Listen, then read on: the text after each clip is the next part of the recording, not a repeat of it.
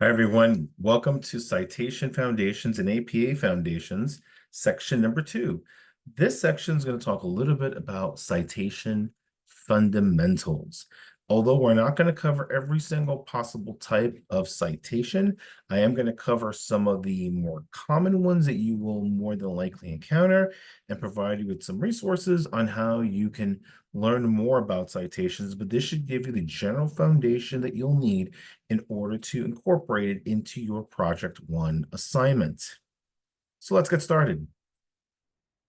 First and foremost, what does an in-text citation do? What is it? Why do we use it?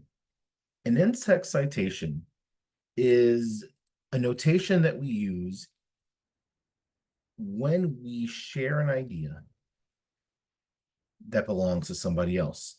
And that in-text citation helps us to give credit to that person. Say, hey, I'm writing this in my paper, but I am not the one who originally came up with that idea.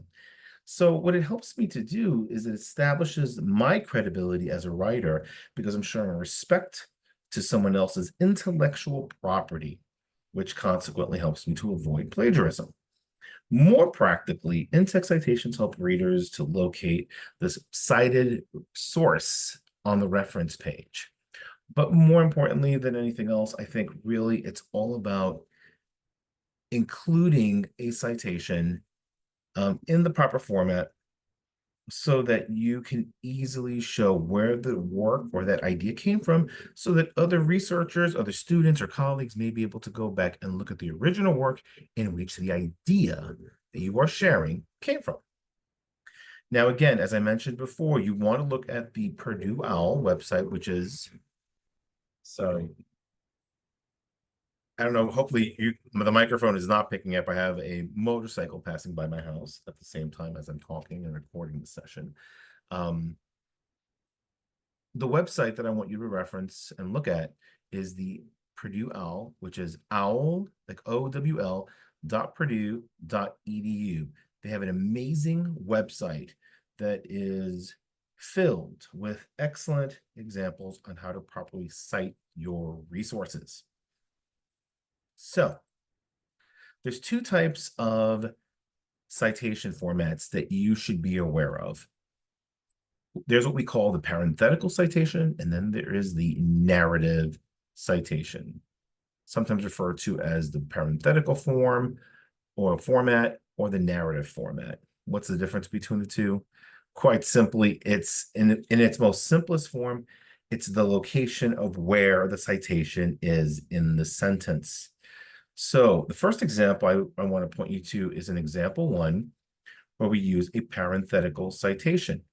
Now, the parenthetical citation is usually a citation that is encapsulated within a left parenthesis and a right parenthesis, right? So the idea is that the citation is within these two parentheses. And typically, the parenthetical citation is usually listed at the very end of the sentence before the period. And it's usually in the form of where we give the author's last name, comma, and the year of publication of their work. Again, it's the parenthetical citation has the citation at the end of the sentence before the period because it's part of the sentence, and it's the author's last name, comma, and the year of publication. This example is research suggests that the Purdue OWL is a good resource for students. And this was written by someone named Atkins in the year 2018. So in order for me to give credit for this idea, I include a parenthetical citation at the end of the idea. So towards the end of the sentence, I put a left parenthesis, type in the name of the author, which is Atkins, comma, 2018, a right parenthesis, and then I put the period at the end. The reason why we put the citation before the period is so that we understand that this citation is in reference to this sentence that we're looking at. So it's part of the sentence, which is why the period always goes after the citation. So when you put a citation at the end of the sentence, that is called the parenthetical citation. However, you might see some other alternatives, including what we call the narrative citation. The narrative citation takes the same concepts, but it just puts them at the beginning of the sentence. So I'm going to repeat that. The narrative citation just takes the citation and puts it at the beginning of the sentence. And in this example, I write that Atkins.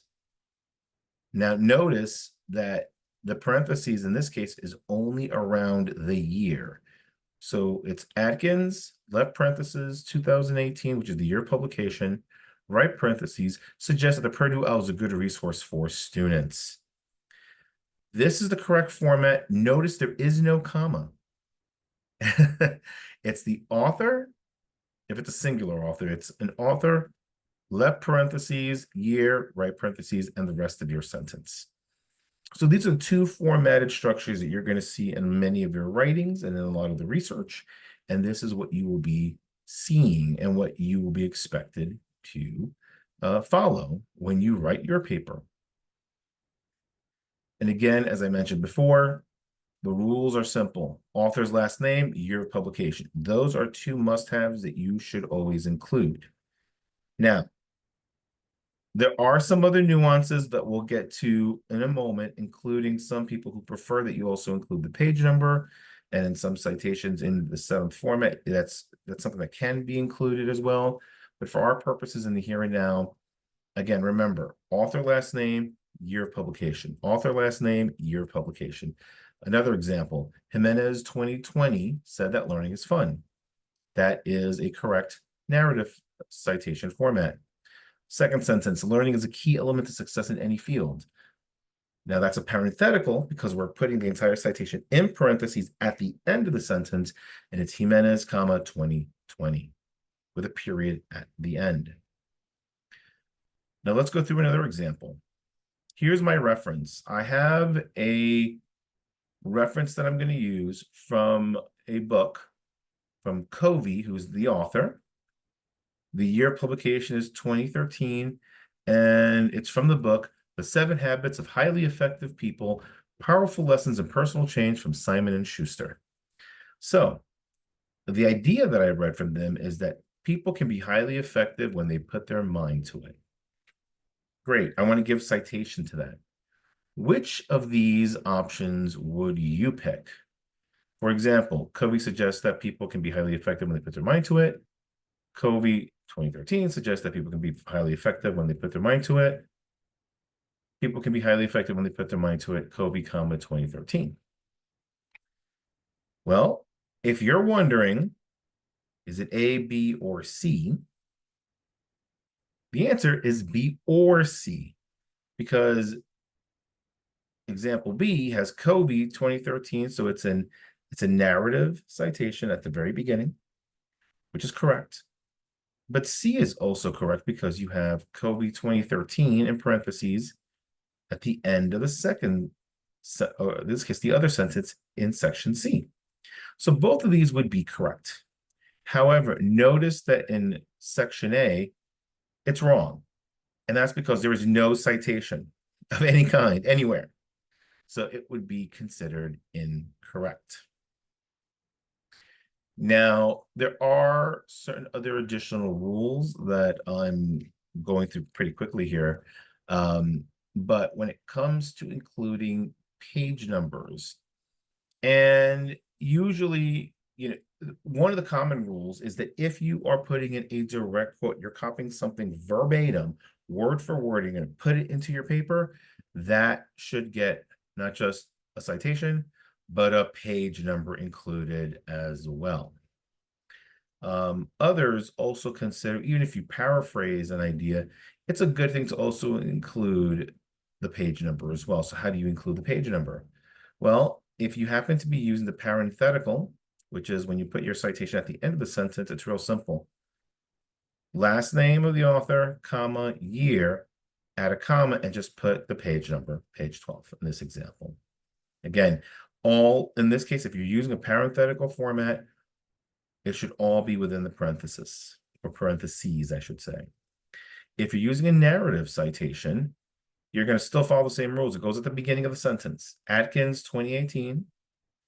The difference is that you put the page number at the very end before the period. So the difference here is that you're just adding the page number at the very end. Both of these would be correct. And both of these, especially if you are putting in a direct quote, you should always have a page number. So again, just to quickly review here, another set of examples, especially if you're using a direct quote. In example 1, as scientific knowledge advances, the application of CRISPR technology to improve human health is being explored across public and private sectors. So this is the direct quote. Everything that I have here, the application of CRISPR technology all the way to private sectors. This is the direct quote that I'm copying word for word. And immediately after my quote, I put in my citation with the page number included with a period at the end. If you're doing this with if you're doing this with a narrative citation, again, you put in your author, year, as you normally would in the beginning. You put in your direct quote, and after the direct quote, after the quotation marks, you would put in parentheses, page number, whatever the page number was, in this case, 503. Now, for the purposes of time here, I am going to share the following. And again, you can get more details about this from either the apa.org website or again from the Purdue OWL, where you'll be able to find more general rules of information here when it comes to citation formatting. But take a look here, folks. When you have one author, again, if you're using a parenthetical, Luna, comma, 2020, because it's again author, comma, year. Narrative citation, no comma, but author year still the same. If you have two authors, you put in the name of the two authors with an ampersand or the and symbol, comma, year of publication. So you're still doing author, comma, year.